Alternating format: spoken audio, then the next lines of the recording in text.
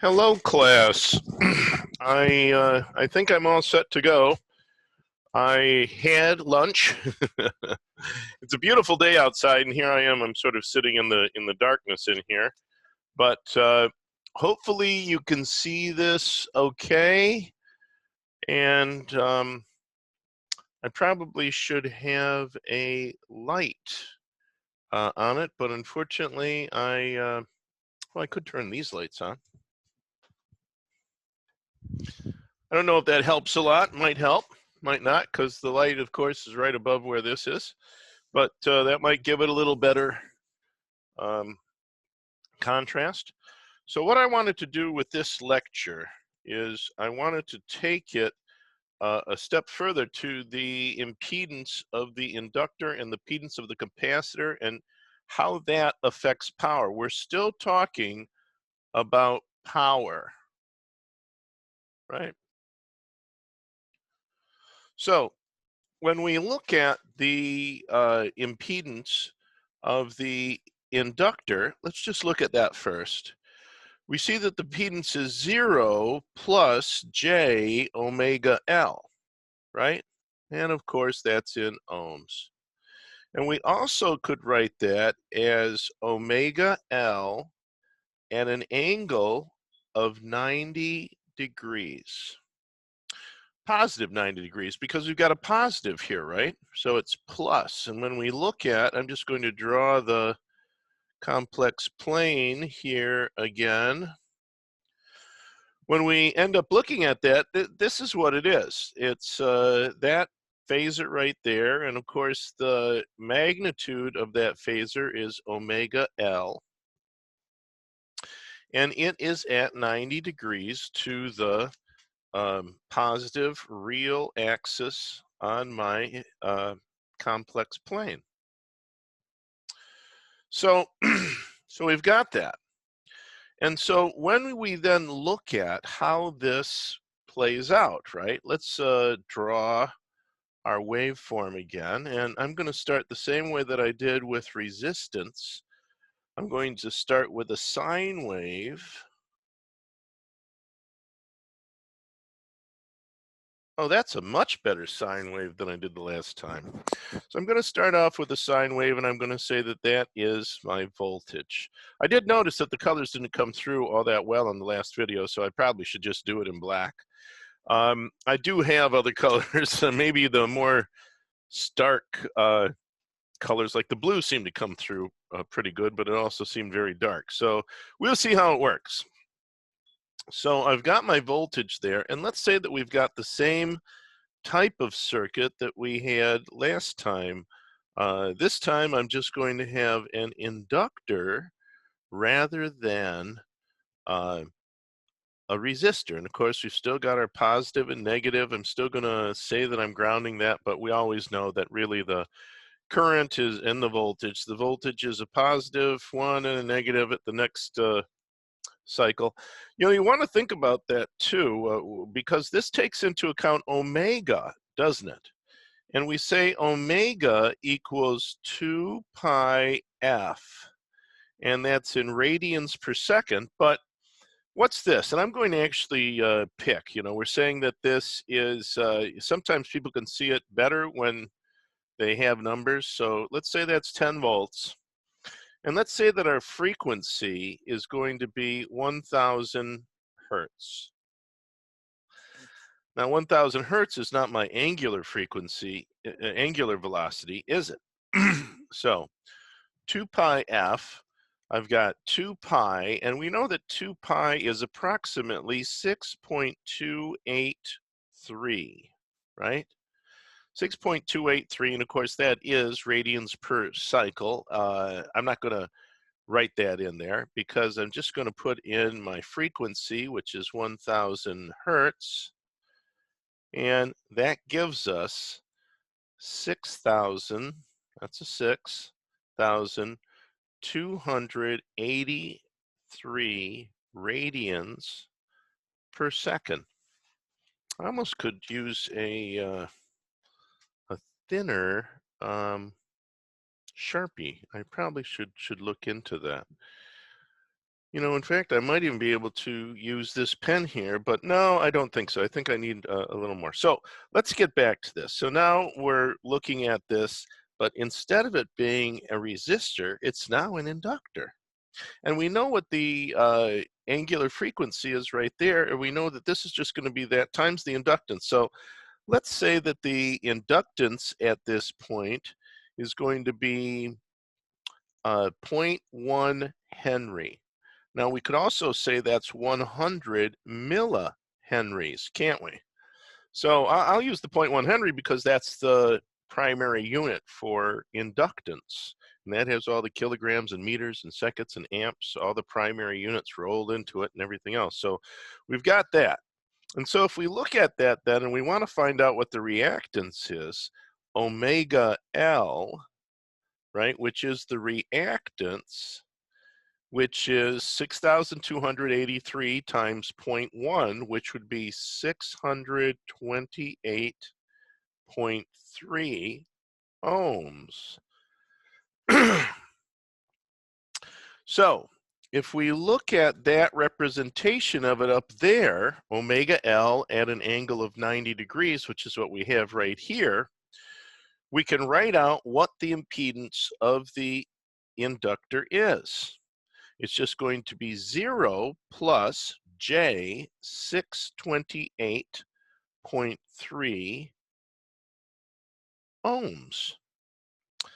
We could also write that out in phasor form and say that it is 628.3 ohms at an angle of positive 90 degrees, right?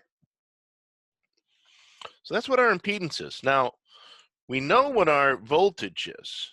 We know that the voltage, right, is going to be equal to 10 plus J0 volts because we've started it right there. It is our reference.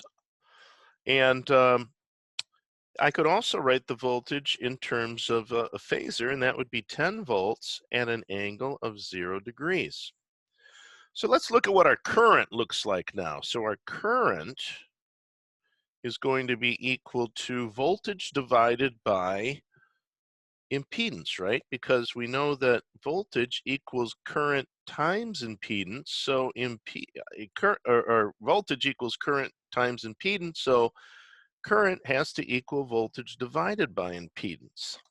So if I have 10 volts at an angle of 0 degrees divided by 628.3 ohms at an angle of 90 degrees, what's that going to give me? Well, 10 volts divided by 628.3 ohms equals 0.0159 amps, right? And those would be peak amps. And then what would our angle be? We've got 0 in the numerator and 90 in the denominator, so it's 0 minus 90, so it would be minus 90 degrees. So 0.0159 amps. That's the peak voltage, remember. So I could also say that this would be 15.9 milliamps, and again, still the same angle, minus 90 degrees. So that gives us I. And what is that minus 90 degrees? How would I draw the current in regard to the voltage? Well, let's look at that now. The current is actually 15.9 milliamps at minus 90 degrees. If I had to write that out, I of t, right? I of t would be equal to 15.9 milliamps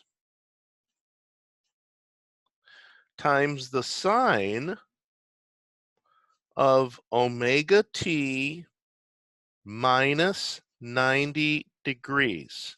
That's right. That's how the phasor form translates into this form, right? Sine of omega t minus 90 degrees.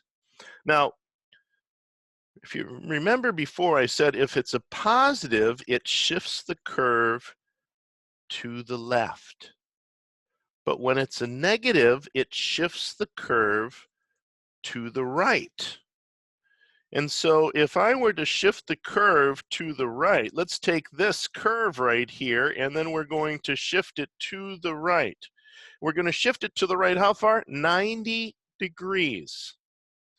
So minus 90 degrees, well, this would be my 90-degree mark, wouldn't it?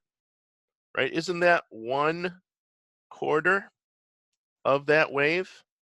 So that's my 90-degree mark. So if I were to shift this wave by 90 degrees, then the wave would look like this.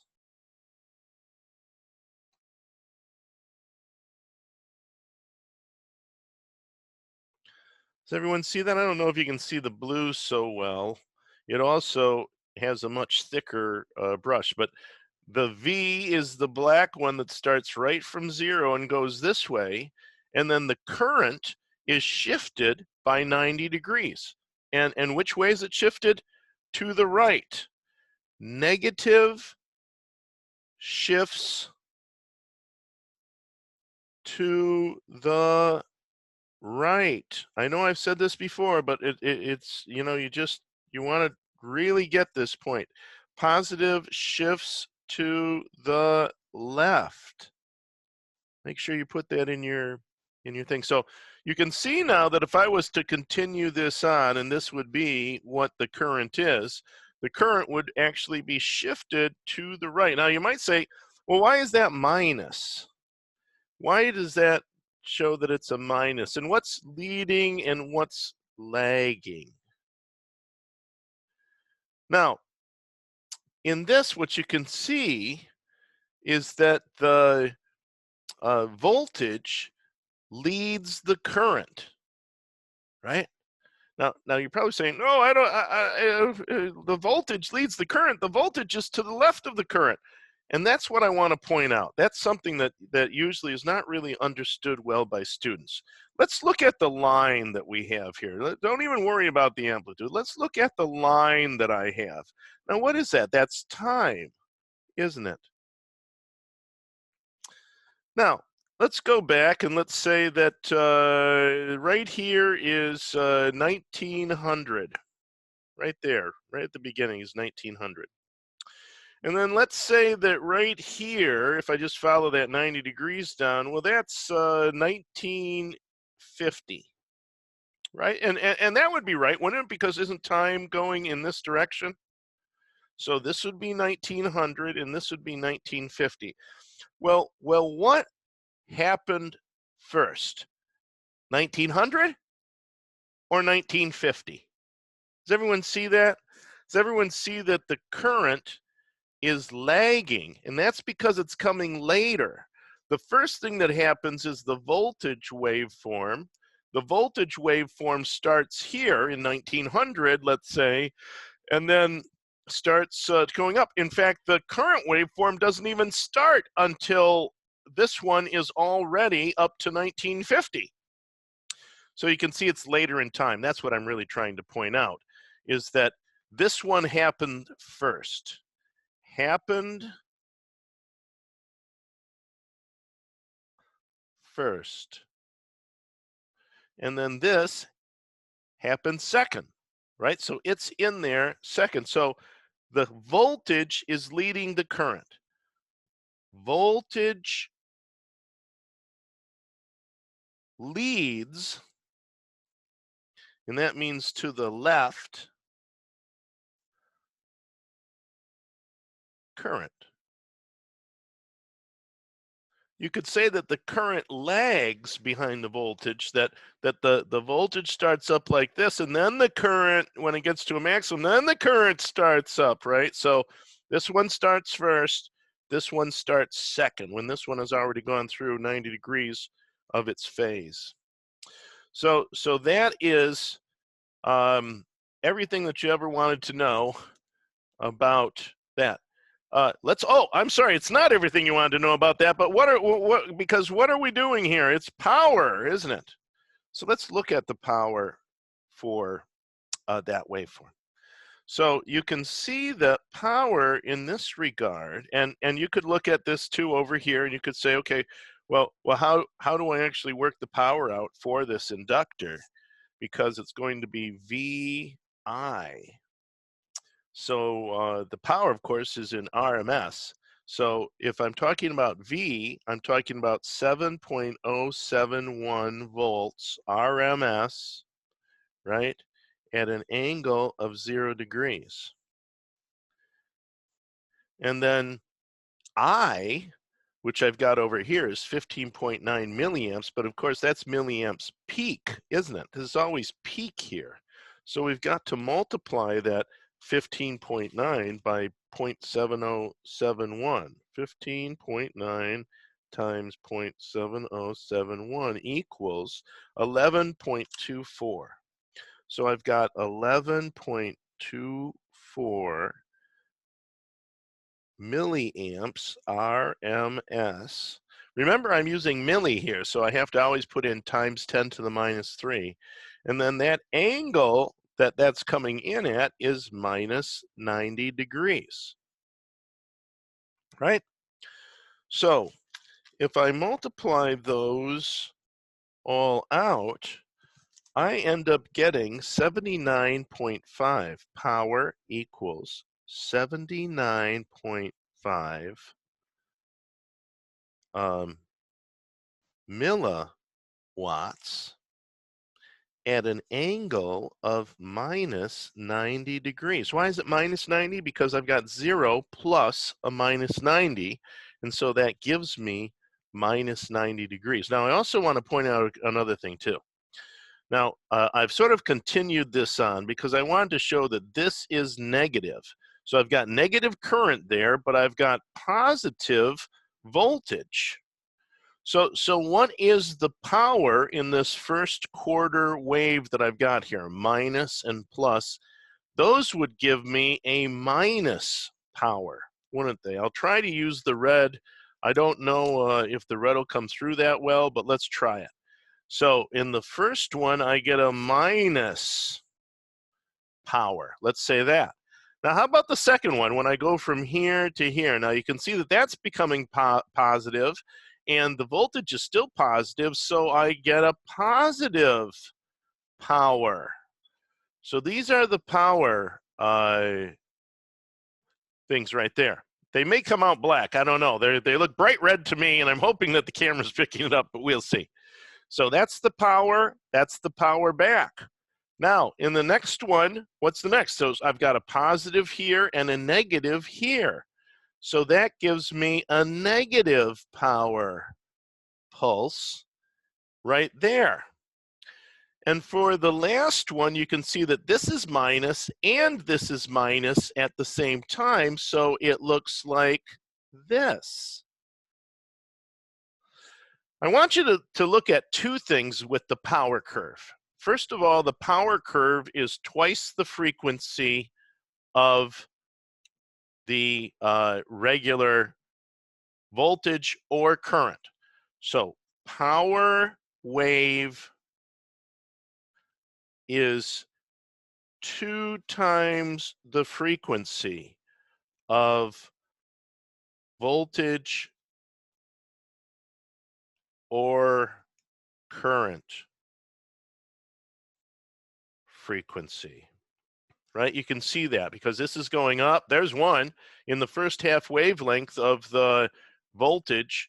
You've already got a full cycle of the power, right? And so you can also see this. What's really happening here going through the I've got power that is fluxing in one direction, and then it's fluxing in the other direction. Then it's fluxing in the direction again, then it's fluxing in the other direction. Now, that's going through an inductor. And that means that the current through that inductor is changing direction too.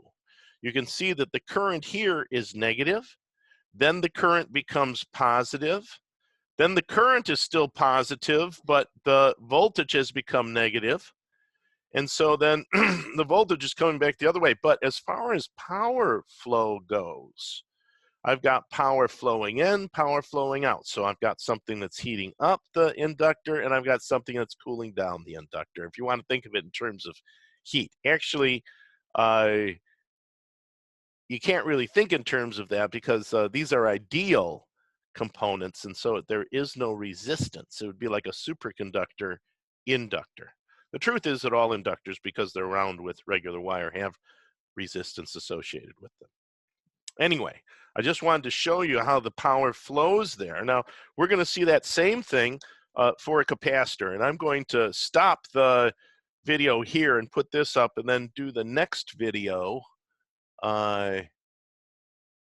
If I can even find out where the little arrow is down here. Where are you, Mr. Arrow? There you are. Okay, and I'll put the next video up.